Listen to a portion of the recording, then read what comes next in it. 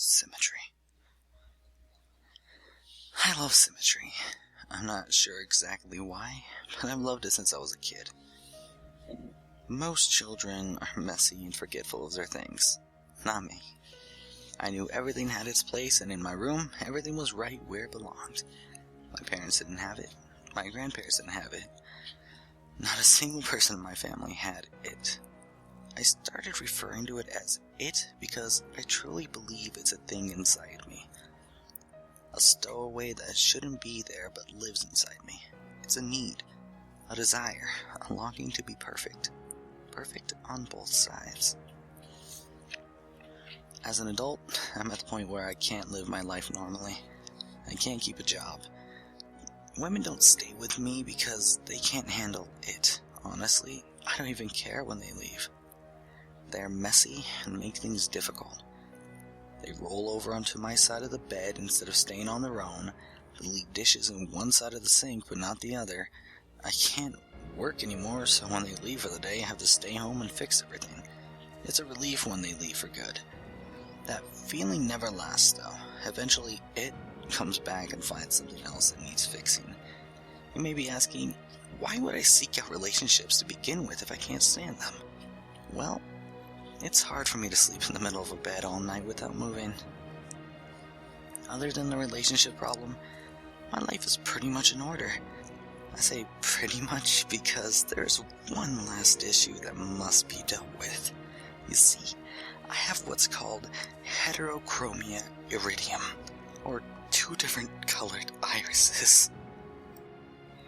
My right eye was cornflower blue, my left pale green. Both my parents had cornflower blue eyes, my siblings and cousins as well. My green eye is the broken one. It makes me unbalanced. Every time I look at myself in the mirror, it stares right back at me.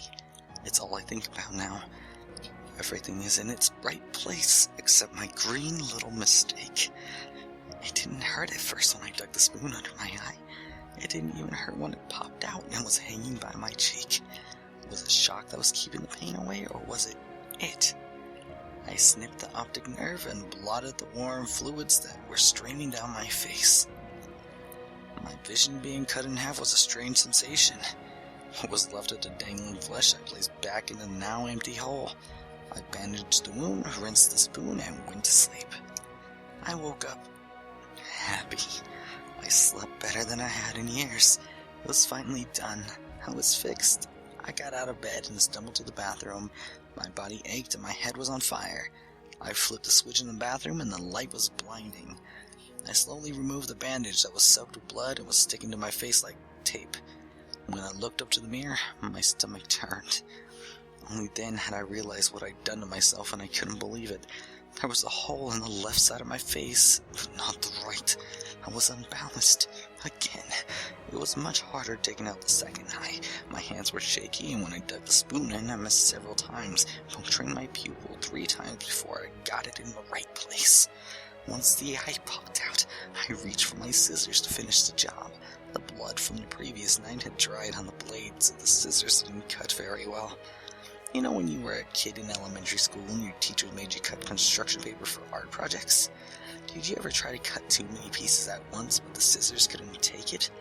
The blades would kind of fold over each other and the paper would get pinned between them. That's what happened with my eye.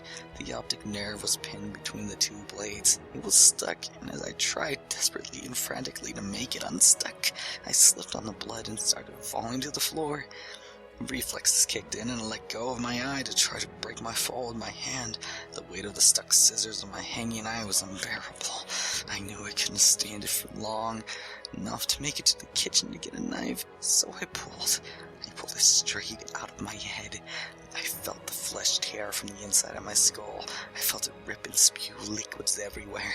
I knew I was crying, but there was no telling the tears from the blood or the ocular fluid.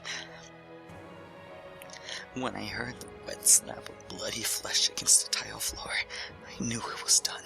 I knew it was done. I could live my life now without having to see people's awful, messy, uneven lives. The relief washed over me, and I knew it would last this time. I had never felt this way before, never had this much hope.